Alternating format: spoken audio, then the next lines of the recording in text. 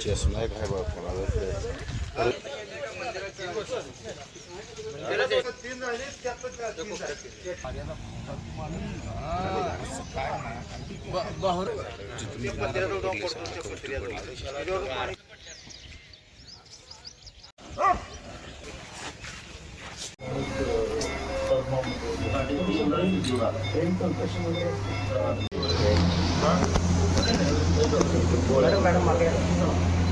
मार्गोबाई देवस्थानाच्या यात्रेला कर्नाटक महाराष्ट्रातले प्रचंड लोक येतात। यात्रेच्या दिवशी गर्दी असते पण ती बरेच दिवस चालूच राहते।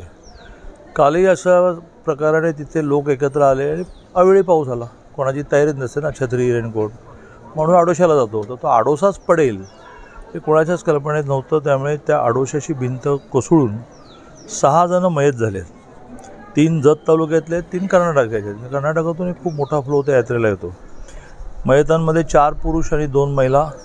पुरुषांपैकी पुन्हा 2 लहान मुलं आहेत, 14-15 वयोगटातले, 2 वयस्कर आहेत। 13 जण जखमी स्थितीमध्ये वेगवेगळ्या ठिकाणी आहेत।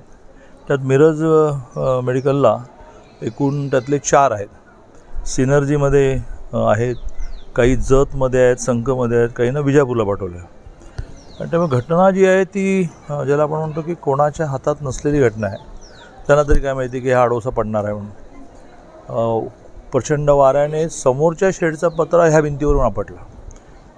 तर आता मृतांच्या नातेवाईकांना प्रत्येकी 4 लाख रुपये मिळवण्याचा प्रस्ताव कलेक्टर महोदयांनी तयार केला आहे।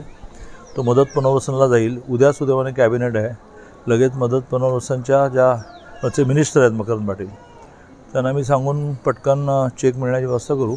जखमींचा सगळा खर्च आम्ही करू, काही सरकारी योजनेतून होईल, काही प्रायव्हेटली होईल, ते प्रायव्हेटली पण आम्ही करू। सिनर्जी लावल्यानंतर प्रायव्हेटली बिल भरायला लागेल, ते आम्ही भरू।